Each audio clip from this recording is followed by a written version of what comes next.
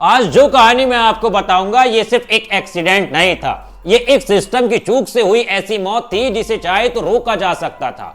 पापा, मैं पानी से भरे गहरे गड्ढे में गिर गया हूं, मैं डूब रहा हूं, प्लीज आ जाइए, मुझे बचा लीजिए, मैं मरना नहीं चाहता पापा। फोन पर बेटे की ये आखिरी आवाज सुनकर किसी भी पिता की दुनिया उसी पल उजड़ जाती है। जरा सोचिए उस पिता पर क्या गुजरी होगी जिसने अपने 27 साल के जवान बेटे को घर लौटते हुए सिर्फ इसलिए खो दिया क्योंकि सड़क पर जरूरी इंतजाम नहीं थे। ये कहानी है युवराज मेहता की, एक होमगार्ड सॉफ्टवेयर इंजीनियर की, जिसकी मौत नोएडा की चमचमाती सड़कों के पीछे छिपी प्रशासनिक लापरवाही को बेनकाब कर गई। यह हादसा नहीं बल्कि एक ऐसी जान जाना है जिसमें हथियार नहीं बल्कि सिस्टम की नींद और गैर जिम्मेदारी भी शामिल है। नमस्कार दोस्तों, मैं हूं आपके साथ ऋषभ चौहान। शुक्रवार की रात थी। नोएडा के सेक्टर 150 के आसपास घना कोहरा पसरा हुआ था। विजिबिलिटी इतनी कम थी कि कुछ ही मीटर आगे देख पाना भी मुश्किल था।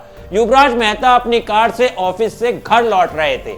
वो एक सामान्य दिन था, ना कोई जल्दबाजी ना कोई लापरवाही, लेकिन उन्हें क्या पता था कि रास्ते में मौत उनका इंतजार कर रही है। जिस जगह से वो गुजर रहे थे वहां एक बेहद खतरनाक एरिया था। नियमों के मुताबिक वहां रिफ्लेक्टर होने चाहिए थे, मजबूत बैरिकेटिंग होनी चाहिए थी, चेतावनी बोर्ड लगे होने चाहिए थे ताकि कोहरे में भी ड्राइवर सतर्क रह सके।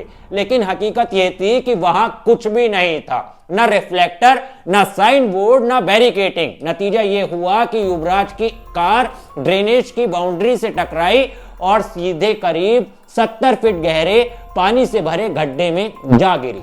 ये कोई छोटा गड्ढा नहीं था, ये दो बड़े ड्रेनेज बेसिन के बीच की जगह थी जिसमें पानी लबालब भरा हुआ था।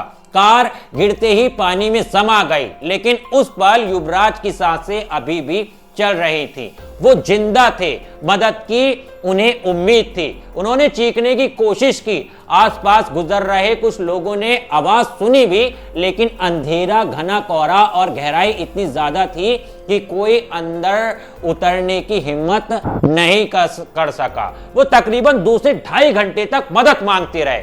पानी तेजी से कार को निगल रहा था और हर सेकंड के साथ युवराज की उम्मीदें कम होती जा रही थी। इसी बीच युवराज ने अपनी जिंदगी की आखिरी उम्मीद के तौर पर अपने पिता राजकुमार मेहता को फोन किया। फोन पर वो वही शब्द कहे गए जो किसी भी इंसान को अंदर तक झंझोड़ दे, पापा मैं डूब रहा हूं, मैं मरना नहीं चाहता। एक पिता जो शायद उस वक्त घर पर बेटे के इंतजार में बैठा होगा, अचानक खुद को बेबस महसूस कर रहा था। वो दौड़े, पुलिस को सूचना दी गई। मौके पर पुलिस, गोताखोर और एनडीआरएफ की टीमें पहुंची। रेस्क्यू ऑपरेशन शुरू हुआ।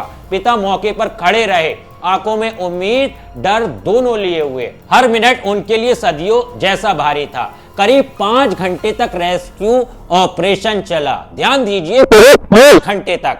लेकिन जब युवराज को बाहर निकाला गया तब तक बहुत देर हो चुकी थी। डॉक्टरों ने उन्हें मृत घोषित कर दिया और उसी के साथ एक परिवार की सारी खुशियां हमेशा के लिए खत्म हो गए। एक घर का चिराग बुझ गया। इस पूरी घटना का सबसे गुस्सा दिलाने वाला पहलू इसके बाद सामने आया। युवराज के पिता और स्थानीय लोगों का आरोप है कि उस जगह पर लंबे समय से सुरक्षा के इंतजाम नहीं थे। लोगों ने पहले भी शिकायतें की थी, प्रदर्शन किए गए थे, लेकिन प्रशासन ने आंखें मूंद रखी थी। और हद तो तब हो गई जब युवराज की मौत के बाद अपनी गलती सुधारने या जिम्मेदारी तय करने के बजाय अधिकारियों ने रातों रात उस गड्ढे को कचरे और मलबे से भर दिया। सोचिए, एक इंसान की जान चली गई और उसके बाद सबूत मिटाने की कोशिश की गई। सवाल यह है कि क्या यह सिर्फ लापरवाही थी या फिर जवाबदेही से बचने की साजिश। अब नॉलेज पार्क थाना पुलिस जांच की बात कह रही है, कार्रवाई के आश्वासन दिए जा रहे हैं, लेकिन सबसे बड़ा सवाल वही है कि युवराज वापस आ जाएगा।